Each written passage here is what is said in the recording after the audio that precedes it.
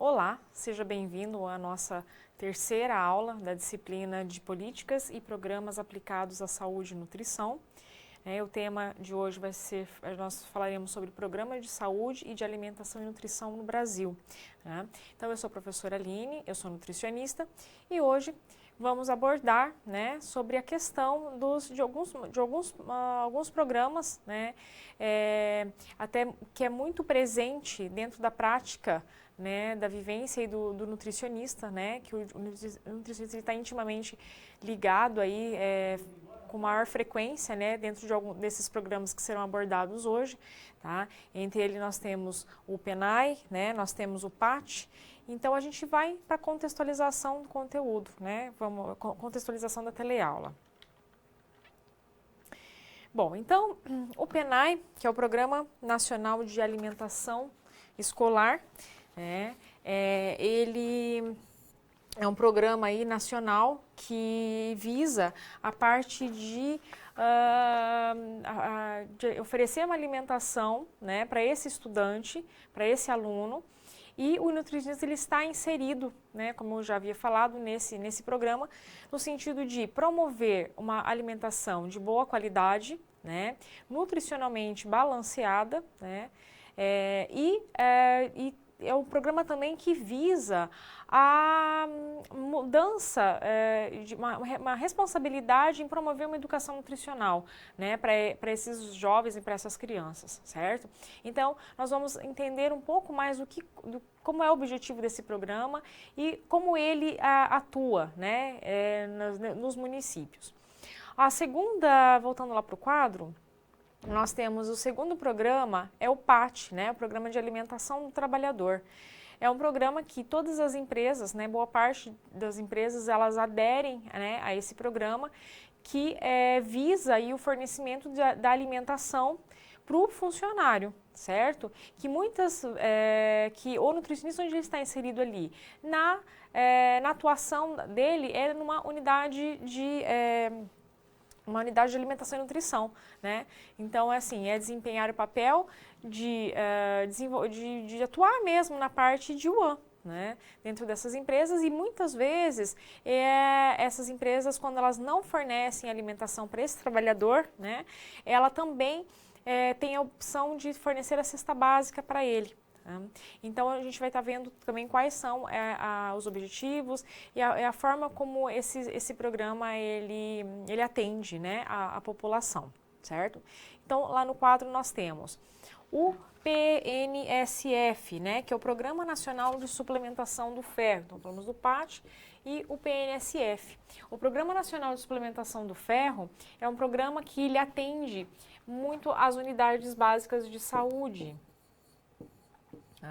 onde a população são crianças, mulheres gestantes, mulheres no pós-parto. Então, visa o quê? A suplementação do ferro, que é uma deficiência aí, da anemia, uma preocupação muito grande aí para os órgãos governamentais, principalmente numa população de risco como a materna infantil, Então, você tem desde da gestante, da criança. Então, a gente vai estar abordando um pouco mais de como é esse programa. Quando a gente fala em programa de suplementação, Programa Nacional de Suplementação, além do ferro, nós temos da vitamina A. O programa se chama VitaMais, tá? Então, da mesma forma que nós temos uma deficiência, do ferro, nós também temos uma deficiência da vitamina A nessa população, tá? Então, a gente também vai estar abordando um pouco desse programa. Teremos falaremos também sobre a questão dos programas de promoção da alimentação infantil, Esse programa vai ser abordado, toda a questão de como que é a forma, como que é esse grupo materno-infantil, dentre eles, ele está inserido o NBCAL, tá? Esse NBCAL, ele é uma norma brasileira de comercialização de alimentos para lactentes e crianças, tá? De primeira infância, então que entra bicos, chupetas, protetores de mamilo, que são normas em que ele é um conjunto, na verdade, de normas que trabalha com a questão da comercialização de alimentos e produtos de puericultura, tá? Então, são mensagens obrigatórias que tem que conter nos produtos e esse NBCAL, ele atua nisso, tá? E nós temos aí, né, falaremos então um pouquinho de cada item, né, desde do PENAI, desde o PAT, até a gente chegar na parte de, dessas normas, né, da parte infantil, de como é essa questão, não só das políticas e programas, mas também de normas de comercialização de produtos destinados aí à população de bebês, quando é necessário, né, quando se tem aí o uso de chupetas e mamadeiras, certo? Bom, então a gente contextualizou essa teleaula de hoje, então vamos para o primeiro conceito. Vamos falar Programa Nacional de Alimentação Escolar, o PENAI.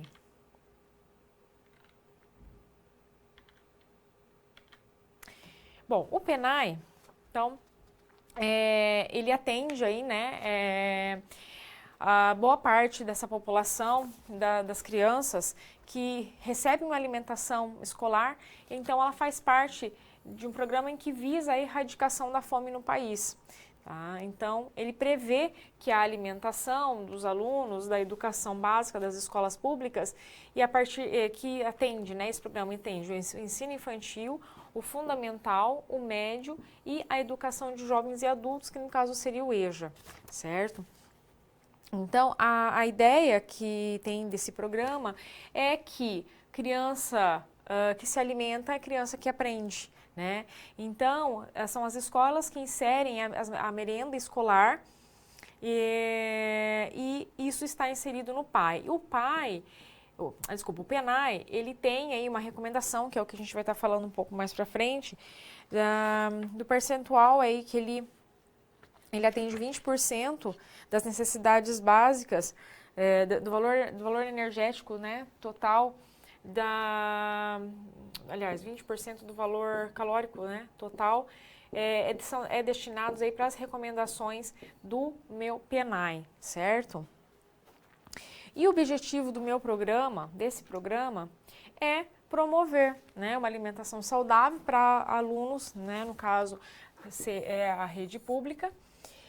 Além disso, ele contribui, né, com o crescimento e o desenvolvimento psicossocial, com uma questão, com a aprendizagem, o próprio rendimento escolar, né, e com a formação de hábitos alimentares saudáveis aos alunos. Então, a proposta é que a criança que se alimenta, tá, de uma forma adequada, equilibrada, né, que atenda, então, dentro desses 20% aí das necessidades diárias básicas, né, do dia, presume-se, né, que essa criança ela vai ter um desenvolvimento adequado, um crescimento adequado, né? A questão de o próprio rendimento escolar, ele depende também dessa boa alimentação, né? E o nutricionista, ele é inserido nesse programa do PENAI como uma forma de fazer o cálculo, o balanceamento dessas refeições, certo? E distribuir, tá? Então, até coloquei uns slides mais para frente, a atuação do nutricionista nesse âmbito, tá, do PENAI. Atualmente, o governo ele repassa, né, valores por aluno, tá? Então depende de qual nível de educação que essa criança ela se encontra. Então o valor repassado pela União aos estados e municípios por dia letivo para cada aluno é definido de acordo com a etapa na modalidade de ensino. Então, por exemplo, crianças que estão na creche, elas recebem, elas não, né? Na verdade, as creches recebem um valor de R$ 1,07 por criança, tá? Se essa criança for da pré-escola, tem-se então um valor de 53 centavos por criança, certo? O ensino fundamental e médio tem-se 36 centavos, tá? E educação de jovens e adultos, 32 centavos. E o ensino integral, né, até porque ele atende aí 2 períodos, então o governo repassa, né, para esse local, para essa instituição, R$1,07. Tá? Então, para a gente poder entender que isso é definido por número de crianças atuantes aí, que estudam, né, nessas instituições.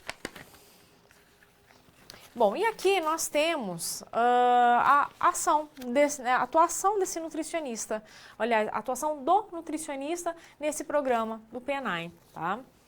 Então, nós temos até, deixei uma resolução do CFN de 465 de 2010, que mostra a ação do nutricionista nesse programa. Então, o primeiro seria a educação nutricional, né? A forma como essa alimentação, por exemplo, se a criança ela não consome, por exemplo, tem uma dificuldade muito grande na aceitação das folhas, né? Dos folhosos em geral. Então, o nutricionista, ele vai atuar nesse âmbito da educação nutricional nessa população, tá? Então, assim, dependendo da faixa de idade, né, que essa criança se encontra, muitos vai ter que trabalhar com fantoches ou com teatros, né, ou enfim, com palestras. Então, o nutricionista ele vai atuar nessa questão aqui da educação nutricional. Um outro item, a utilização dos produtos da agricultura familiar, tá? Isso é um tópico muito importante que faz com que até mesmo haja um estímulo por parte dos produtores mesmo da própria região, né, em fornecer esses alimentos aí para as escolas. A terceira função seria a elaboração do cardápio, né, que isso é uma atribuição do nutricionista para esse local e para esse programa. O plano de trabalho, tá? Controle higiênico-sanitário dessa minha refeição que vai ser servida. É feito também a avaliação nutricional dessas crianças e adolescentes atendidos pelo programa. O nutricionista também faz a compra desses gêneros alimentícios, né? Então ele destina aí a fazer a lista de compras e ele também faz uma capacitação de RH. É ele que faz toda a parte de recrutamento e seleção de funcionários para trabalhar ali nesse programa para atender aí o preparo dessa refeição, certo? E aí nós temos os gêneros alimentícios da compra da agricultura familiar para alimentação escolar.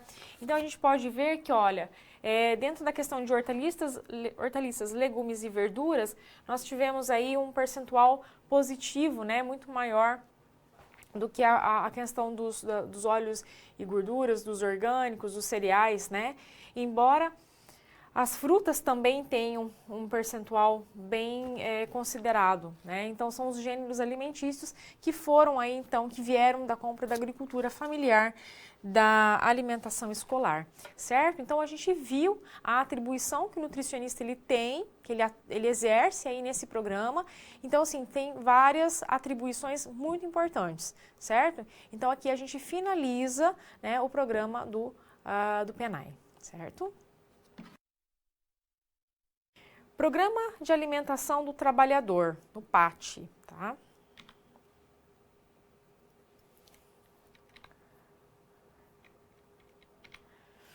Bom, o PAT, ele tem um objetivo de melhorar as condições nutricionais do trabalhador, tá? Então, e de qualidade de vida dele.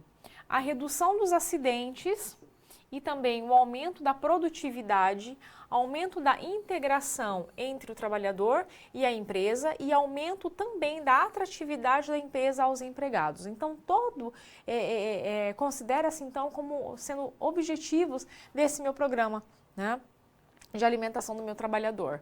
Então, esse meu funcionário, né, essa minha empresa, ela tem esse programa do PAT e a finalidade que ele vai atuar, né, nesses meus trabalhadores no caso, se ele se alimenta bem, consequentemente vai ter menor chances de ter acidentes, né, por conta da própria pela forma como ele se alimenta, né?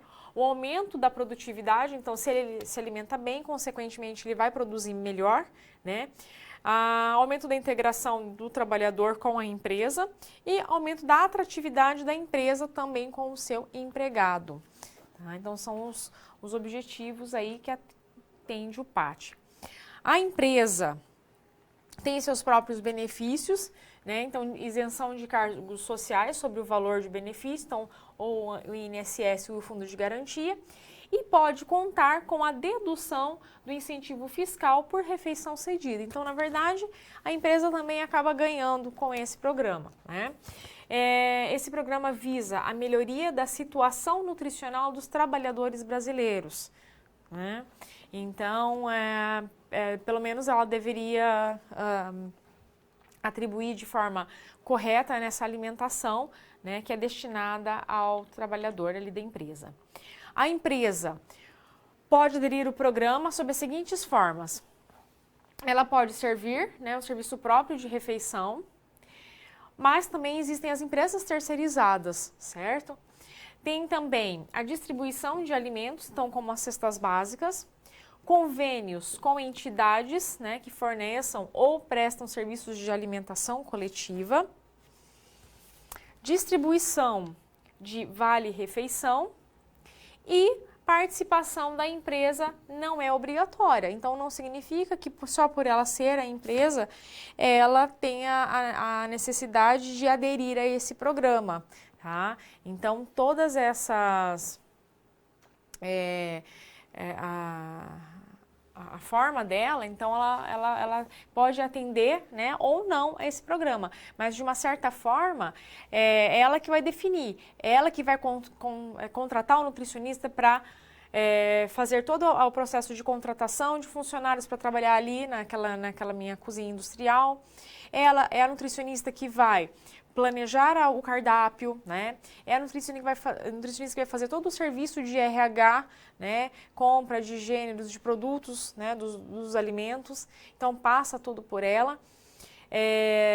Então, assim, o nutricionista ele não simplesmente atua como uma forma só da parte nutricional, tá? Então, ela também vai desempenhar ações ali como uma ação mesmo de RH, de contratação, de demissão do funcionário, né, de fiscalização, de quando chega, né, nesses produtos, os fornecedores que chegam, nutricionistas que tem que fiscalizar, tem que receber esses produtos, né, fazer o controle de estoque. Então, tudo isso é uma atribuição que o nutricionista ele tem dentro desse programa, certo?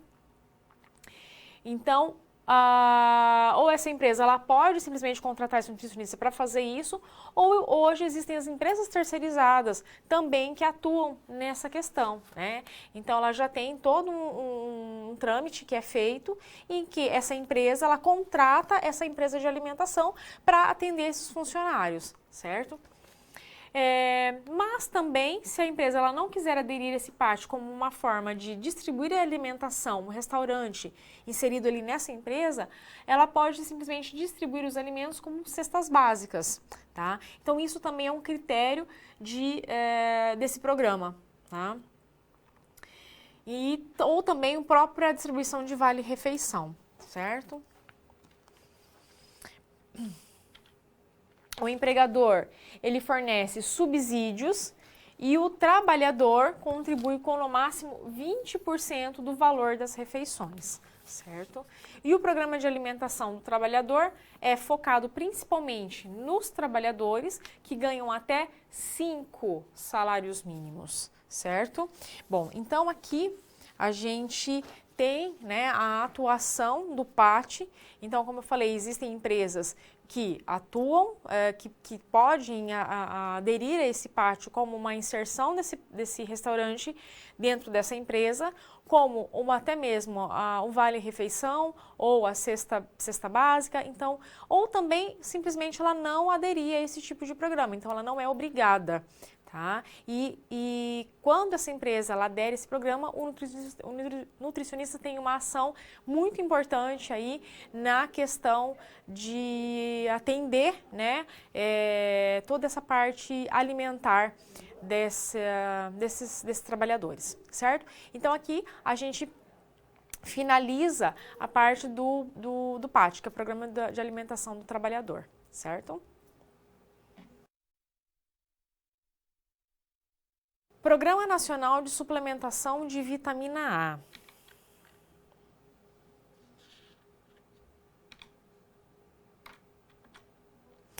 Bom, o Programa Nacional de Suplementação de Vitamina A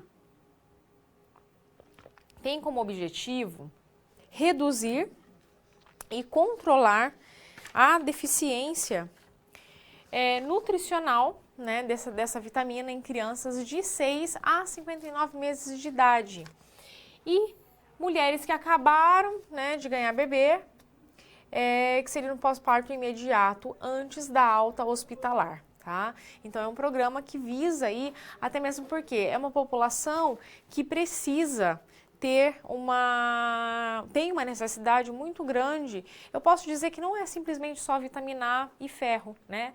Mas muitos nutrientes, porque é população que tem necessidades específicas, porque está em processo de crianças em fase de crescimento, mulheres que estão em fase de amamentação, onde tem uma necessidade maior de nutrientes, certo? A deficiência de vitamina A, ela pode ser corrigida, né, com uma alimentação, ou até mesmo com a ingestão de vitaminas, certo? E o que leva a essa deficiência de vitamina A é o quê? É pela própria ingestão insuficiente de alimentos fontes, certo? Que boa parte da população hoje acaba tendo um baixo consumo desses alimentos, que é o que a gente vai estar vendo em seguida aqui. E o que leva, né? Quais são os sinais e sintomas que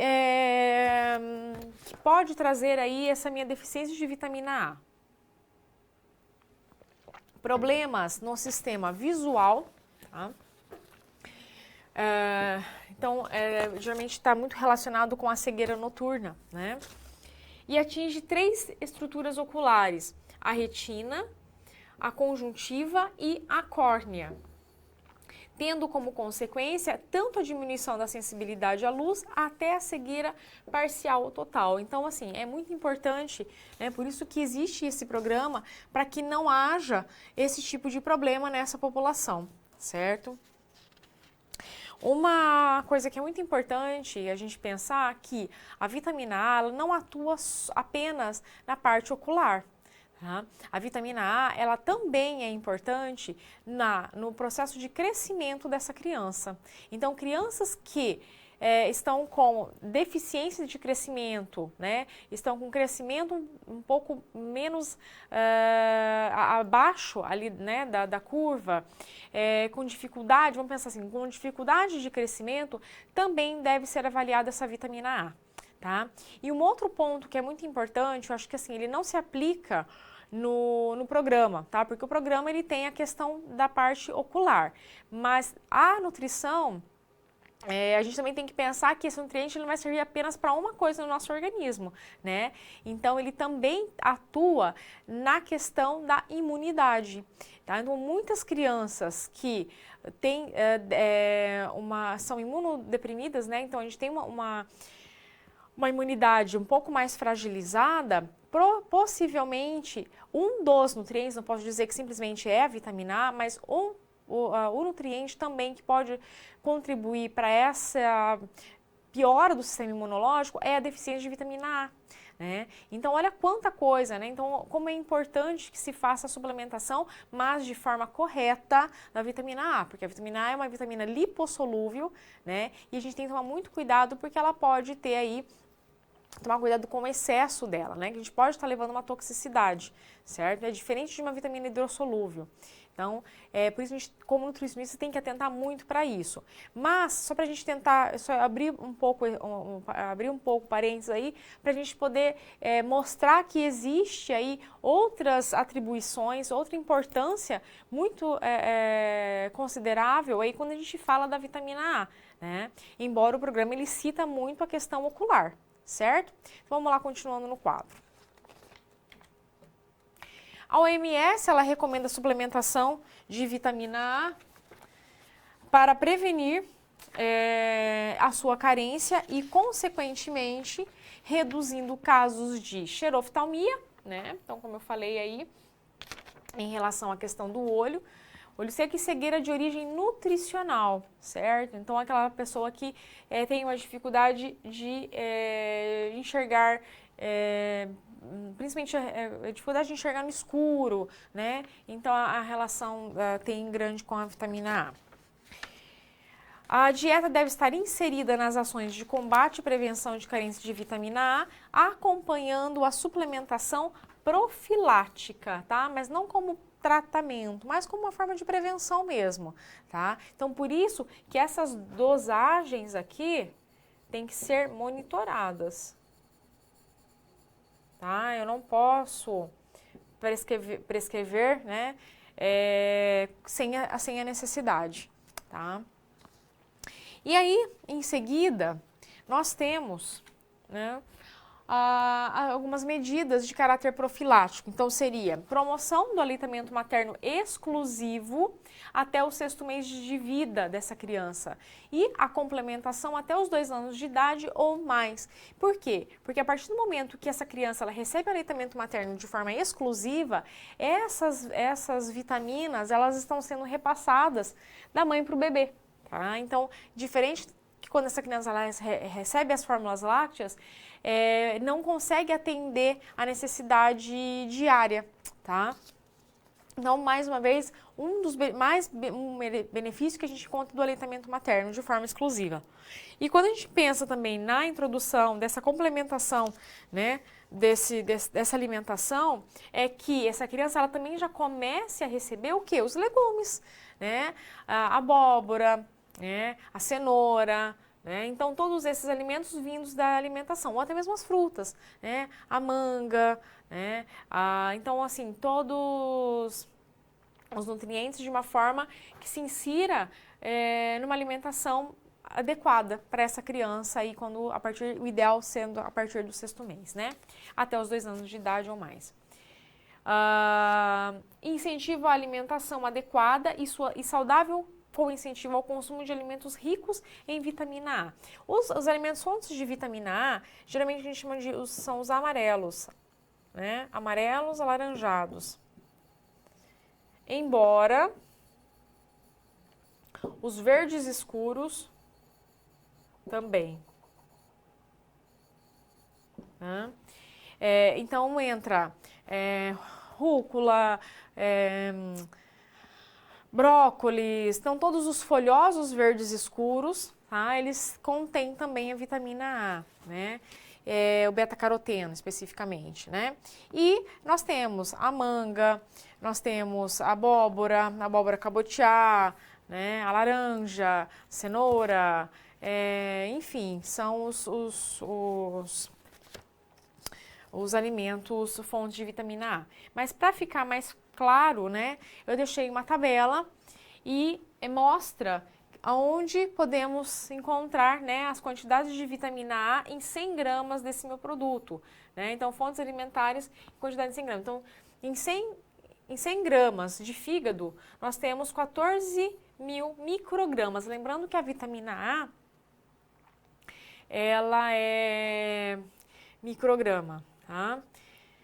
14.574 microgramas. A manteiga sem sal é 672, né? Olha lá a cenoura crua ela tem muito mais do que a cenoura cozida, né? Justamente porque o próprio cozimento a gente tem a perda de nutrientes. A batata doce assada, ela tem 298 microgramas.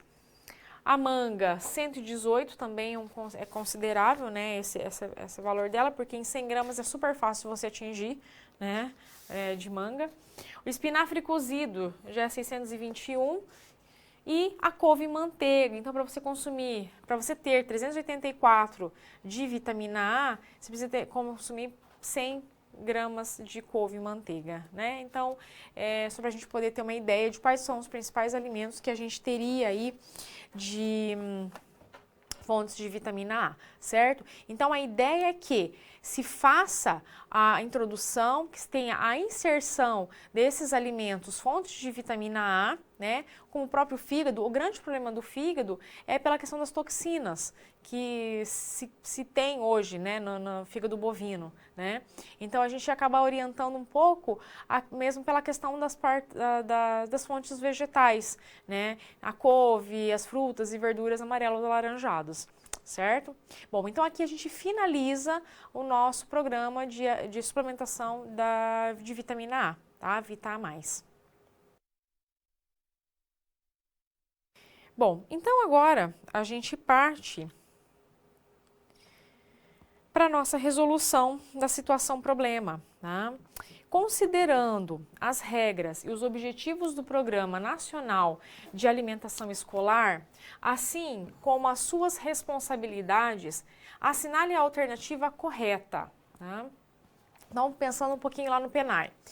O principal objetivo do PENAI é suprir parcialmente as necessidades nutricionais dos alunos beneficiários em 2 refeições ao dia. Não são 2 refeições ao dia.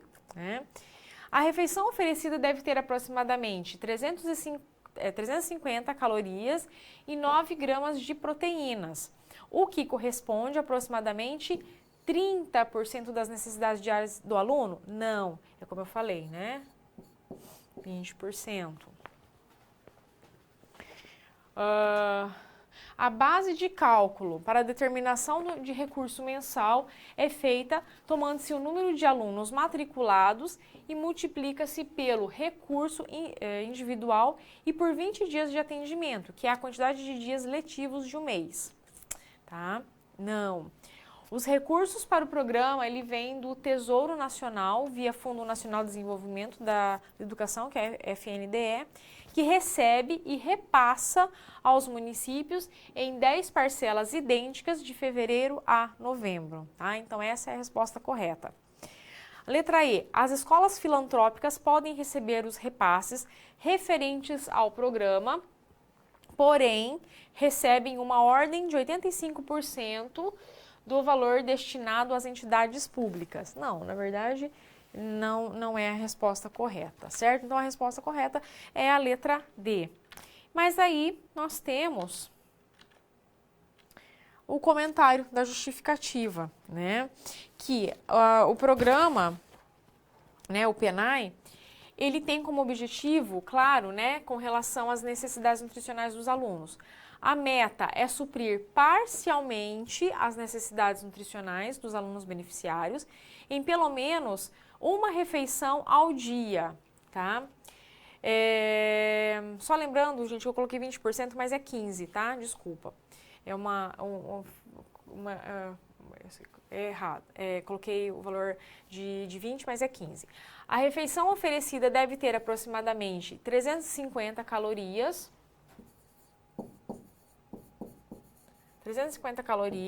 que atenda 9 gramas de proteína nessa refeição e que atenda aí 15% das necessidades diárias do meu aluno, tá? Então, guardem bem esse número aqui, certo? Então, 350 calorias com 9 gramas de proteína e que atenda 15% das necessidades diárias desse meu aluno, tá?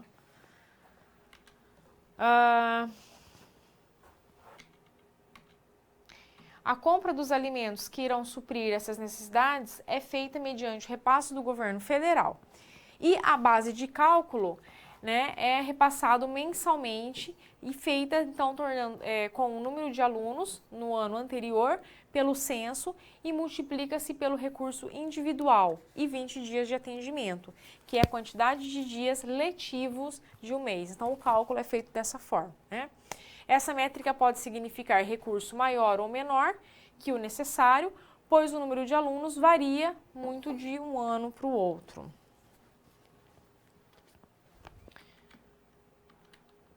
Esse recurso do FNDE, né, que via fundo do FNDE, recebe e repassa aos municípios em 10 parcelas idênticas de fevereiro a novembro. Cada unidade escolar tem a sua própria conta, na qual o recurso é depositado. As escolas filantrópicas também podem receber os repasses referentes ao programa, desde que regulamentadas com toda a documentação, então não são todas, em dias e registradas no Conselho Nacional de Assistência Social. Tá? Então aí a gente consegue responder toda essa questão, né, considerando que a alternativa correta, certo? Então aqui a gente fecha a nossa resolução de situação-problema, certo? Então a gente chegou no nosso momento de dúvidas. Então mandem as suas dúvidas e a gente volta daqui a pouquinho. Então, até breve.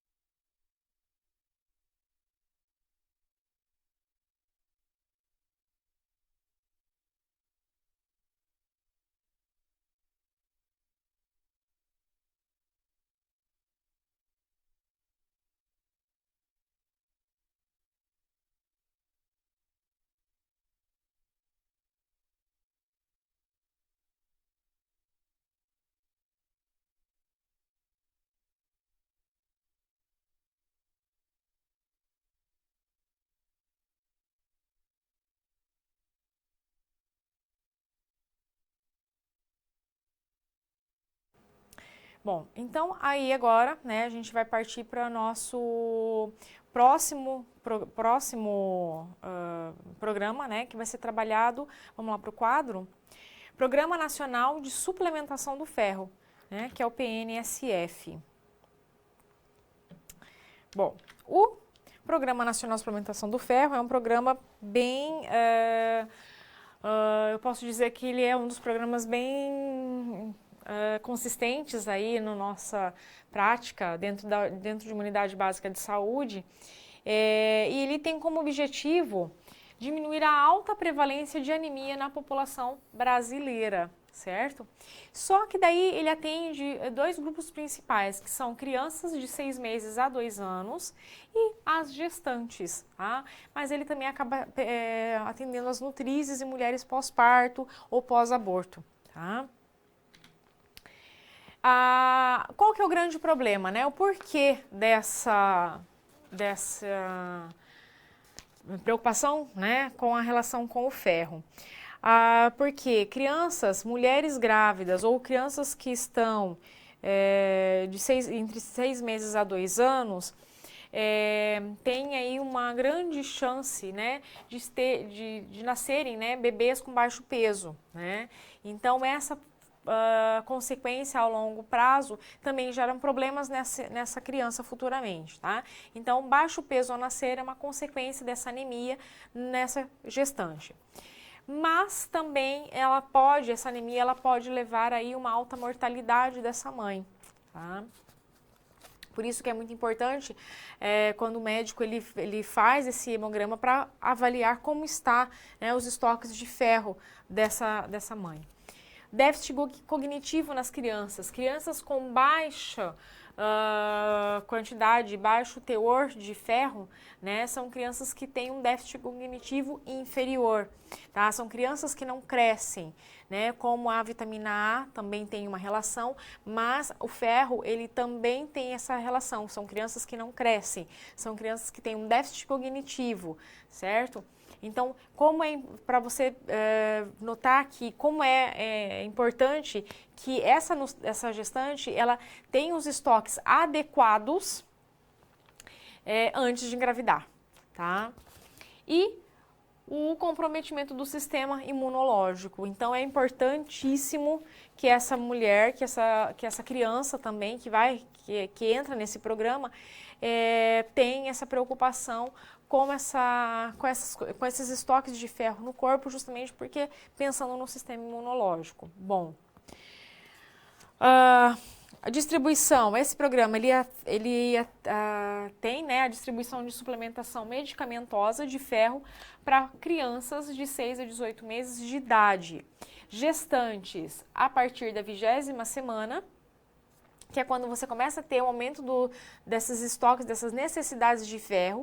Por quê? Porque essa gestante, ela vai partir, né, a partir desse período que ela já começa a ter uma necessidade de estocar esse ferro, porque ela vai estar utilizando esse ferro depois, no período da amamentação, tá? E até mesmo no final da gestação, essa criança ela vai precisar de ferro. Então, por isso que a partir da 20ª semana é de extrema importância que essa mulher ela já começa a tenha, né, normalmente os estoques adequados de ferro nesse período gestacional, tá? Porque futuramente, até mesmo no pós-parto, ela vai ter uma perda muito grande sanguínea, né? Então, eu preciso ter uns estoques bons, né? E mulheres até o 3º mês pós-parto, justamente pela própria perda de sangue, né, que se tem no pós-parto e também no período de crescimento dessa criança, tá? Então isso também vai ser importante, porque a criança ela começa a fazer os estoques dela já na gestação, certo? E os suplementos eles são né, distribuídos gratuitamente pelo Sistema Único de Saúde, tá? Então, essa pessoa, né, a gestante ou a nutriz, ela é cadastrada nesse programa, ela vai, né, para o processo de cadastramento e aí ela começa a receber, né, essas doses medicamentosas de ferro. E aí, geralmente são doses profiláticas, mas não são como tratamento, tá? Na verdade, é um programa que visa a prevenção. A recomendação de ferro hoje que se tem, né, para criança em torno de 1 miligrama por quilo de peso ao dia. Então, se é uma criança que está pesando aí 9 quilos, então, consequentemente, qual é a dose de ferro a ser prescrita? 9 miligramas, tá? O que é importante a gente poder avaliar? A gente não vai manter esse ferro por toda a vida. Tá? Mesmo porque esse ferro, ele pode, né, ser pró-oxidativo. Então, ele não pode, além dele fazer bem, ele também, dependendo da dosagem que ele é consumida, ele pode fazer mal. Tá? Então, é sempre importante avaliar. A gente não vai prescrever esse ferro para todo mundo. Apenas para as pessoas que estão na faixa de risco, que têm uma necessidade maior. Ou pessoas, né, que têm necessidade, que estão com deficiência de ferro na alimentação, certo? Embora na alimentação não é difícil, né, você atingir os estoques, as quantidades adequadas. A suplementação é ininterrupta dos 6 meses aos 18 meses, tá? E em crianças que não estão em aleitamento materno exclusivo, a suplementação ela deve ser iniciada com 4 meses. Então, crianças que estão recebendo aleitamento materno exclusivo começam a partir do 6º mês. Crianças que não estão mais em aleitamento materno exclusivo, que já foi introduzido as fórmulas, então se faz então necessária a suplementação a partir do 4º mês.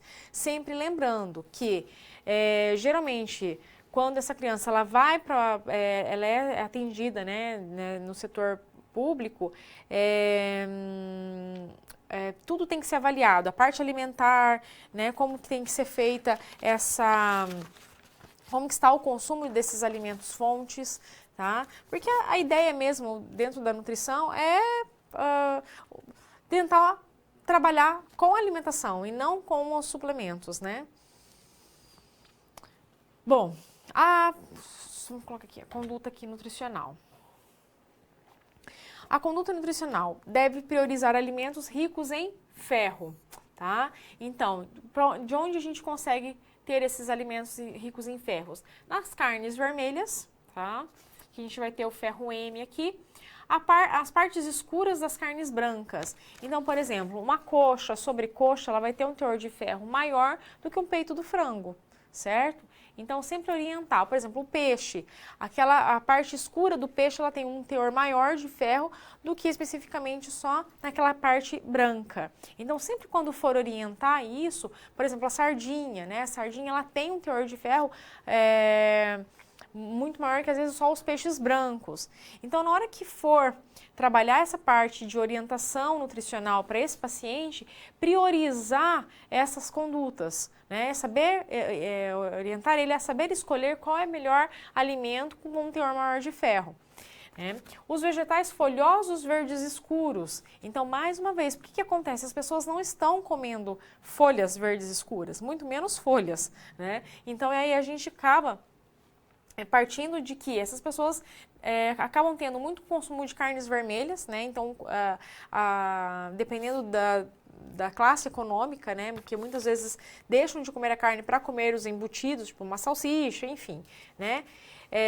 Mas também tem aquela população que come só a carne vermelha, tá? Então, isso também não acaba sendo positivo, né? Então, tudo é a parcimônia e o equilíbrio. E nós temos o ferro nas leguminosas, como o feijão, a lentilha, a ervilha, o grão de bico. Então, todos eles têm o ferro, mas o ferro não M, né? E aí, quando a gente pensa nos vegetais folhosos verdes escuros, nas leguminosas, a gente sempre tem que pensar que ele é um ferro não M, tá? Então, é nesse tipo de ferro não M, que ele deve vir sempre associado à vitamina C, para a gente poder potencializar ou para a gente melhorar essa absorção do ferro. Isso é uma coisa que deve ser sempre transmitida para o paciente, tá? Então, nada mais do que, por exemplo, no final ele consome lá, na hora do almoço, arroz ou feijão, né? Como sobremesa, ele pode consumir aí um alimento, né? Uma fruta cítrica fonte de vitamina C, né? Para a gente potencializar, para a gente poder melhorar essa absorção do ferro, né? Ou também eu tenho essa opção de temperar a salada com limão, né? Ou, enfim, então esse trabalhar os alimentos ricos em vitamina C junto com esse ferro não M para a gente poder melhorar essa absorção desse meu ferro. O que já não é necessário quando se tem ferro M, né? Como por exemplo das carnes, né? Então esse ferro M já não tem a necessidade dessa absorção que depende da vitamina C, tudo bem? Então, para a gente poder entender e até mesmo passar isso para esse meu paciente, certo? Então, continuando lá no quadro. Essa tabela, né, ela vem do próprio do próprio programa que mostra, né? Então, crianças de 6 a 18 meses devem receber mais ou menos 25 miligramas de ferro elementar, certo? Esse ferro elementar, gente, nada mais é do que normalmente que se usa muito dentro da parte de saúde pública, é o sulfato ferroso. Tá? É um sal, né, que o grande problema dele é que não se tem uma absorção tão boa como um ferro quelado, né? Então, o ferro quelado hoje é uma das melhores formas. Porém, ele é caro, né? Então, dentro de um serviço público, infelizmente a gente acaba usando muito, né, que é prescrito o sulfato ferroso. Qual que é o grande problema? Então vamos só para a gente poder terminar essa tabela, eu explico aqui. A periodicidade é uma vez por semana, que vai, nessas crianças de 6 a 18 meses, vão tomar 25 miligramas de ferro elementar, até completar 18 meses. Então, como eu falei, o sulfato ferroso aqui. E ela tem uma cobertura universal. Gestantes, a partir da 20ª semana, tem-se 60 miligramas do ferro, mas mais os 5 miligramas de ácido fólico, tá? Que é uma quantidade até bem expressiva de ácido fólico, tá? Embora, assim, muitos consensos estão querendo mudar essa quantidade, porque o ácido fólico, a recomendação dele é em microgramas, né? Então, assim, são doses muito altas. Um dos critérios de utilizar esses 5 miligramas, às vezes quando essa mulher ela já tem casos na família com defeito no tubo neural, né? Mas, normalmente, dentro da prática clínica, né, sem pensar em serviço de saúde pública, a gente usa doses menores. Tá? Periodicidade todos os dias e até o final da gestação, tá? E aí, a mulher acabou de ganhar bebê, ou né, teve aí um pós-parto, ou até mesmo pós-aborto, ela usa a mesma quantidade do ferro todos os dias, até o 3º mês pós-parto, ou até o 3º mês pós-aborto, né? E também com o uso do sulfato ferroso. E aí eu pergunto para você, né, qual é o melhor horário e se vai ter interação? Tá? Sempre o melhor horário, e muitas vezes o médico, ele vai até colocar, olha, você vai tomar o seu sulfato ferroso próxima à refeição. Por quê? Qual que é o motivo dele indicar, né, essa suplementação nesse horário? Para que a mulher não esqueça de tomar. Né? Só que se você for pensar dentro da questão de interação droga-nutriente, né, você acaba tendo interação desse meu sulfato ferroso aqui, tá? Então, por exemplo, é uma criança que acabou de comer, tomou uma mamadeira e depois a mãe colocou o sulfato ferroso para ela. Ou seja, a absorção ali é quase nula, né? Então, praticamente assim, você tem uma perda muito grande de ferro. E muitas vezes esse ferro, que essa população ela usa do sulfato ferroso, as fezes ficam escurecidas. Por quê? Porque boa parte desse ferro, aliás, grande, né, um percentual muito grande desse ferro, ele está sendo excretado nessas fezes, ou seja, a absorção quase nada, né? Então, tudo está indo embora. Então, e muitas vezes acaba tendo um próprio escurecimento dos dentes.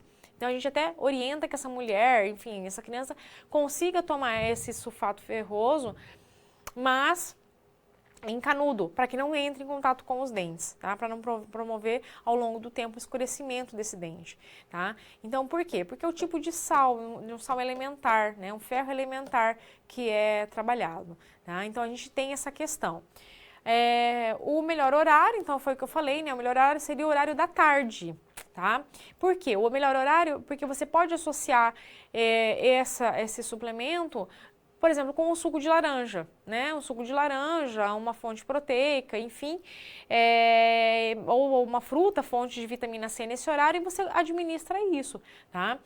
A chance de esquecer é maior, só que em questão de biodisponibilidade vai ser bem melhor do que se você orientar que seja próximo às grandes refeições, certo? Então, a gente sempre tem que pensar isso. Então, como nutricionista, se o paciente ele chega com essa orientação, eu acho que é até pertinente você conversar com o médico e falar, olha, eu vou mudar, né, justamente por isso.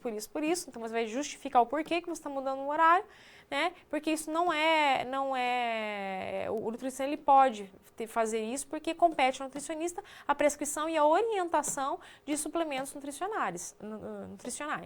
Tudo bem? Bom, então aqui a gente finaliza o nosso Programa Nacional de Suplementação do Ferro, certo? Programa de promoção da alimentação infantil.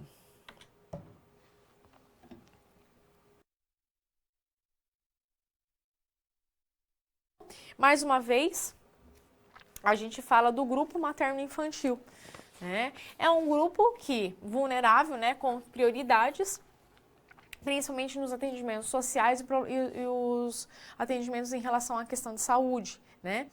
E as carências ou deficiências, elas podem refletir problemas na vida adulta. Por isso que nós temos aí o programa de suplementação de vitamina A, o programa de suplementação do ferro, tá? Nós temos o manual, né, as estratégias de políticas de atenção, né, à saúde, todas elas são voltadas aí para gestante e são voltadas para a criança até os 2 anos de idade, né? E uma coisa que eu gosto muito de falar, até deixei aqui, vou passar para o próximo slide, que os primeiros anos da criança são cruciais no processo de desenvolvimento, tá? Por quê? Alguns autores até colocam os 100 dias da criança ou os 1000 dias da criança. Mas por que isso? Porque os 2 primeiros anos de vida da criança é o que a gente chama da janela imunológica.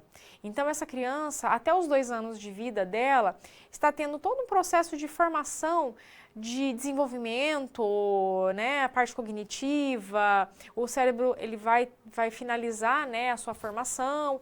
Então, é importante que essa criança ela receba nutrientes adequados para o bom crescimento e desenvolvimento dela.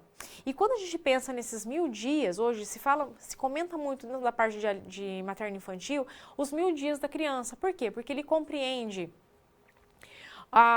os meses em que essa criança ainda não foi gerada, né? Porque eu tenho que pensar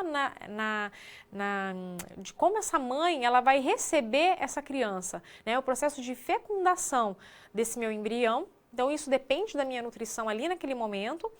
Depois, toda essa gestação, esses 9 meses, né? E depois, os 3 primeiros meses, né, e que leve até aos 2 anos de vida, né?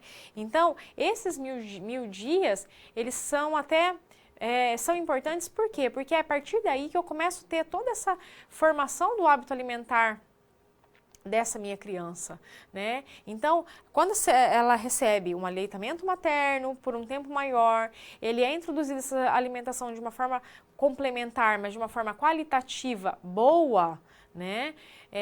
E quantitativa também, são crianças que muito provável não terão problemas de saúde futuramente, né? Ou terão menos. Então, às vezes, aquela criança, às vezes, pega uma gripinha e logo melhora. Ou até mesmo pensando em doenças sérias mesmo, como doenças autoimunes, né?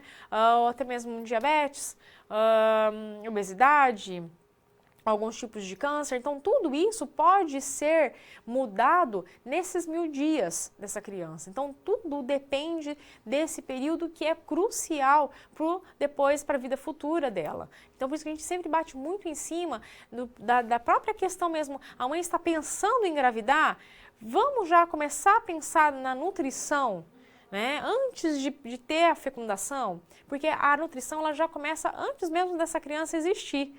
Então, por isso que é fantástico o papel que a nutrição ela tem e como ela pode mudar a vida das pessoas, certo? Então, vamos lá, continuando.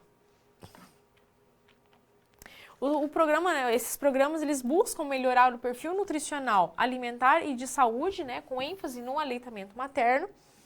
As taxas de aleitamento materno e aleitamento materno exclusivo, né, que elas estão baixas no país, então por isso que a gente tem que até mesmo trabalhar. Então, nós temos até um programa que chama Rede Amamenta, né? E temos os programas de alimentação e nutrição, são direcionados às crianças menores de 2 anos. E o início se dá com incentivo ao aleitamento materno. Então, gente, o aleitamento materno, olha, quando essa criança ela consegue se fazer, né, receber esse aleitamento materno, é fantástico, pelo menos até o 6º mês de vida. E não é isso que a gente consegue observar dentro daqueles dados do Sisvan, né? Então, quando a gente começa a comparar, a gente percebe que ainda falta muito ainda para a gente poder caminhar, certo? Bom, então aqui a gente finaliza os programas de alimentação da alimentação infantil. Norma brasileira para comercialização de alimentos para lactentes e crianças de primeira infância, bicos, chupetas e protetores de mamilo, que é o NBCAL, certo?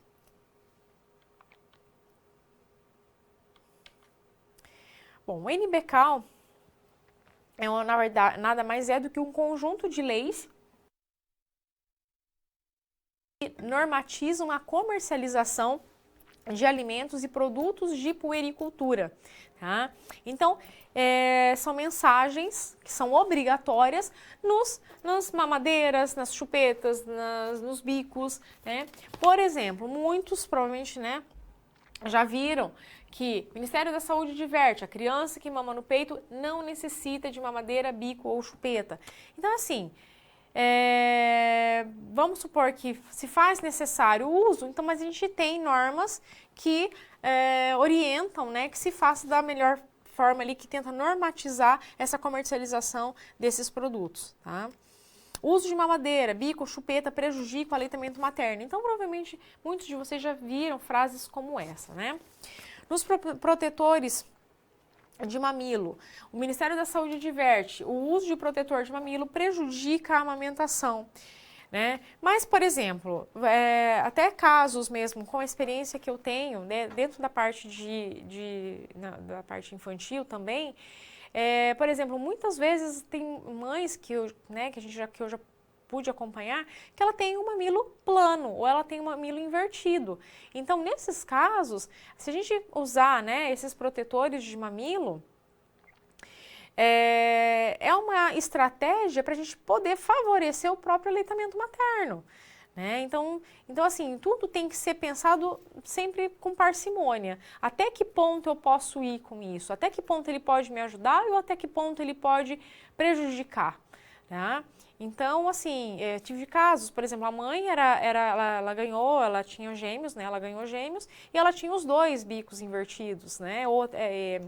Então, assim, o que você teria? Então, a gente até chegou a usar esses protetores de mamilo, mas por um período só, até para que essas crianças conseguissem abocanhar e conseguissem, né, manter esse aleitamento materno. Então, quer dizer, é um ponto positivo, mas desde você tem que ter um certo momento para que você saiba até onde você pode ir com eles ou não, até que ponto ele vai ser bom e até que ponto ele não vai.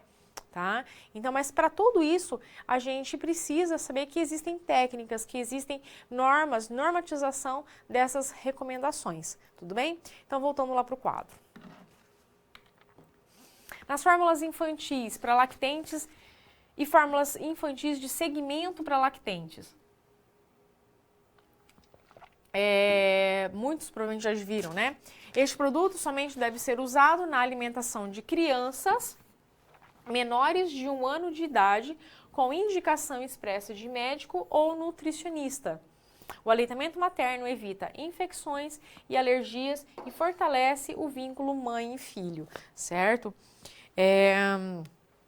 Então, as fórmulas, assim, tem casos de mães que não conseguem amamentar? Tem casos, né? Mas também tem casos que, às vezes, é muito mais...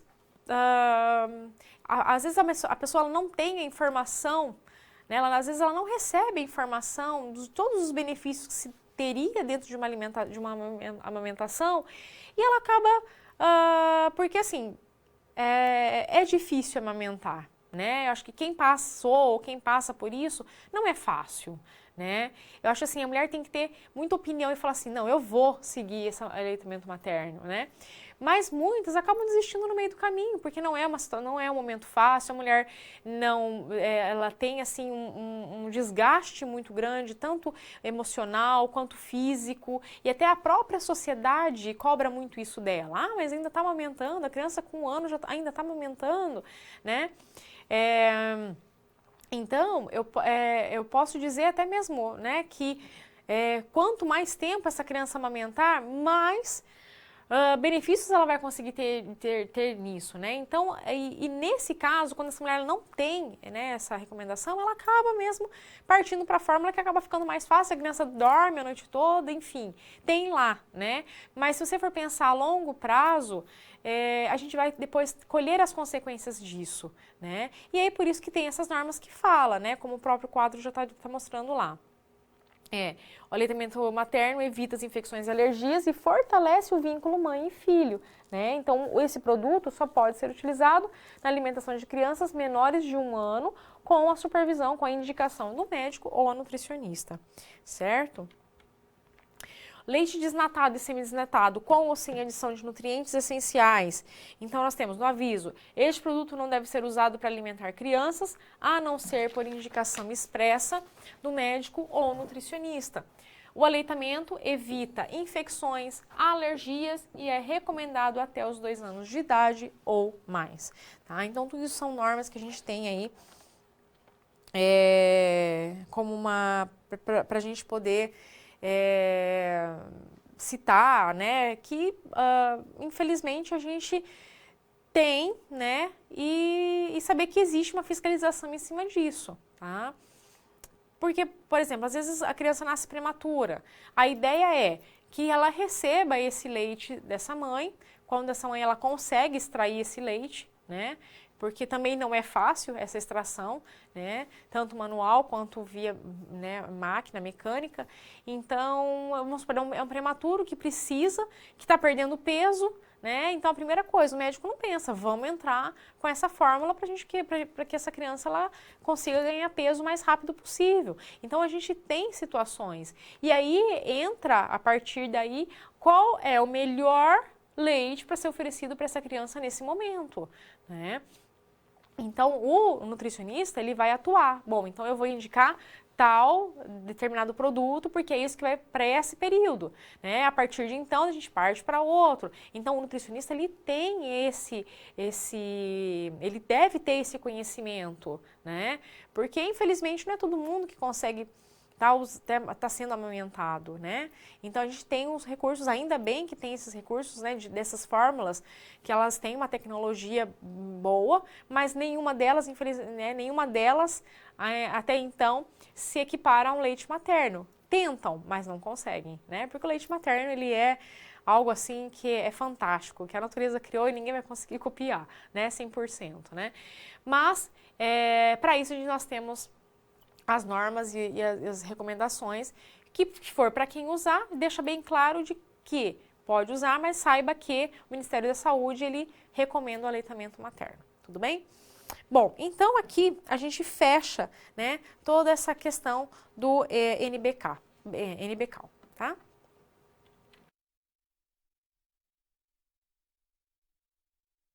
Então nós temos aí, né, a resolução da situação problema. Com relação ao Programa Nacional de Suplementação do Ferro, especialmente na parte que diz respeito às gestantes, assinale a alternativa correta. A suplementação do ferro durante a gestação tem impacto negativo nas taxas de contração muscular, transmissão nervosa e secreção glandular. Não, né? Na verdade, não tem essa relação. Gestantes devem receber a suplementação de ferro desde a primeira consulta pré-natal, independente da idade gestacional. A gente sabe que não, né? Que a partir da 20ª semana, onde tem a aumento que precisa ter, né, os estoques de ferro aí. A alternativa C, a suplementação de ferro para gestantes deve se estender para o período de lactação Ou seja, lactantes também devem ser suplementadas com o sulfato ferroso. Sim, tá? Porque esse ferro, ele vai passar para esse meu leite materno, que consequentemente vai para o meu bebê. Então, isso é por isso que esse programa ele também visa a suplementação no pós-parto. Alternativa D, a suplementação de ferro deve ser concomitante, né, junto com a suplementação de vitamina A em gestantes, pois os estoques adequados de vitamina A garantem o melhor aproveitamento do ferro ingerido. Nada a ver, né? Nem não tem relação do ferro com essa vitamina A aí, em questão de melhor aproveitamento. A alternativa E, após o parto, a mulher é elegível à suplementação de ferro, que deve ser feita até 6 meses após o parto. O mesmo ocorre para mulheres que sofreram aborto. Na verdade, não são 6 meses, né? São 3 meses pós-parto ou pós-aborto. Mas nós temos, então, o comentário, né, da questão, da resolução.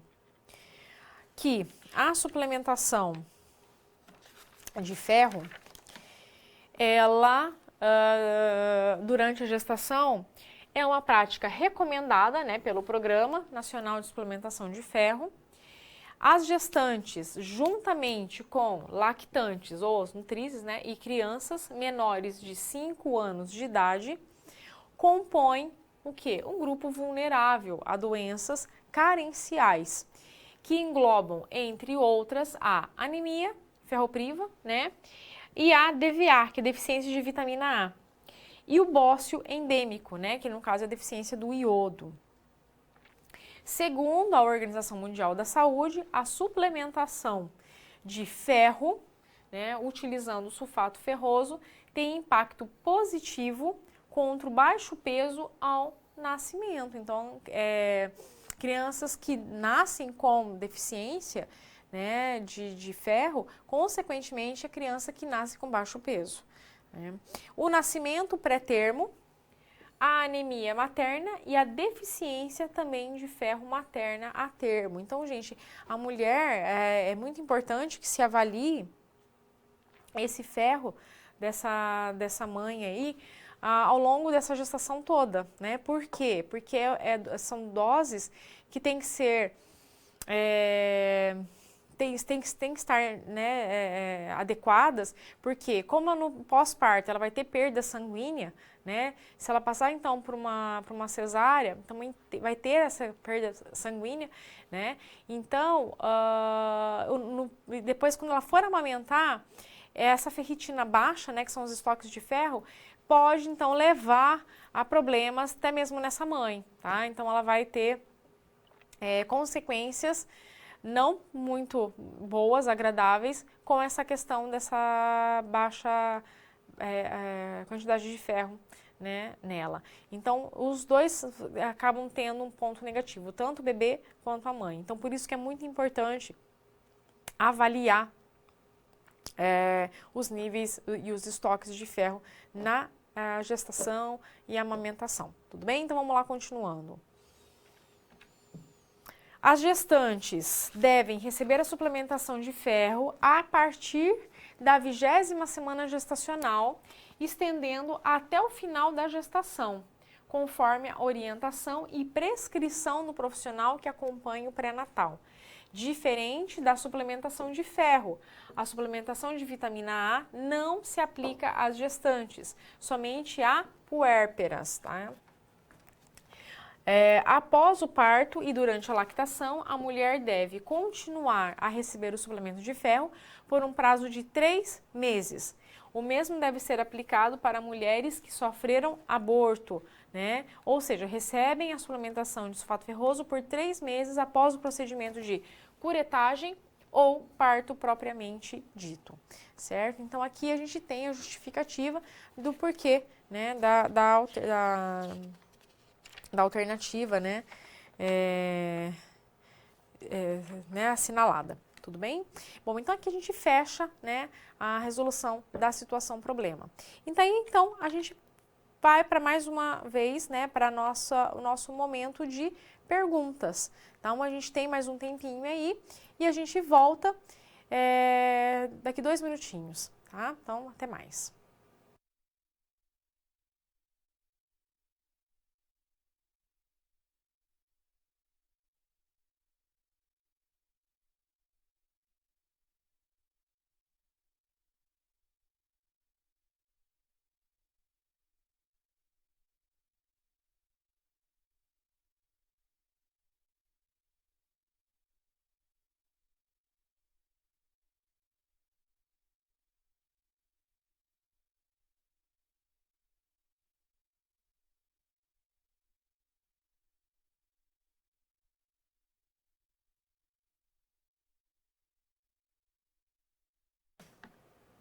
Bom, então, a gente agora vai para o nosso recapitulando, né? Então, o que a gente pôde ver? Vamos lá para o quadro? O que falamos, né, nessa aula de hoje? Nós abordamos o programa PNAE, que é a Política Nacional de Alimentação Escolar, né, que tem aí ele atende a recomendação de 350 calorias, que essa refeição tenha 9 gramas de proteína e tenha 15% das necessidades diárias, né, recomendadas para essa criança. Então, lembrem bem desses valores aqui. É uma refeição, apenas uma refeição que essa criança recebe, que tem que ter essas recomendações. Vimos também que no PAT, Programa de Alimentação do Trabalhador, temos é um programa que a empresa ela pode aderir ou não, né, a essa refeição desse meu funcionário, que pode ser os restaurantes instalados nessas empresas, mas também ele tem a opção de ter o fornecimento de cestas básicas, ou também de vale alimentação, ou também não aderir ao programa, certo? No Programa Nacional de Suplementação de Ferro, nós vimos que é um programa destinado às gestantes e crianças, né? Enquanto a Vita A+, que é o Programa Nacional de Suplementação da Vitamina A, tá? Essa vitamina A também, ela atende, né, um público que tem essa necessidade também atende às crianças, né?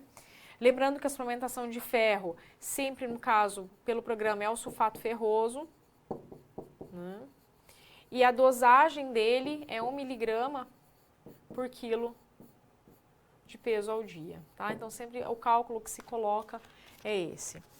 O Programa de Proteção da Alimentação Infantil e o NBCAL são programas ligados, aí são normas também de comercialização, de uma forma de incentivo. Esse programa de promoção da alimentação infantil é incentivo ao aleitamento materno, né? Exclusivo, que depois nós temos a Rede Amamenta Brasil, enfim, outros programas que serão abordados, certo? Então, a gente finaliza, né, essa aula de hoje, tá?